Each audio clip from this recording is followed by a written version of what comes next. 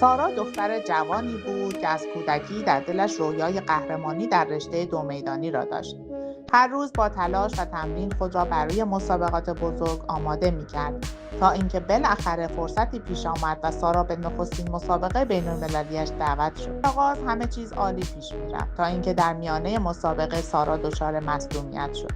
این اتفاق برای او ضربه بزرگی بود و لحظات ناامیدی فرا رسید. اما سارا به خودش زمان داد تا با احساساتش کنار بیاید و کم کم با کمک تیم پزشکی و عزم راسخ دوباره به میدان برگشت. با پشتکار و تمرین مداوم سارا نه تنها بهبود یافت بلکه در مسابقات بعدی به موفقیت دست یافت و به قهرمانی رسید. این داستان نشان می‌دهد که با امید و تلاش هیچ مانعی نمی‌تواند جلوی موفقیت را بگیرد. زخم‌های ما دریچه‌های ورود نورند. بگذار چالش‌ها از تو انسانی بسازد که تماشای مسیرش به دیگران جرأت دویدن بدهد.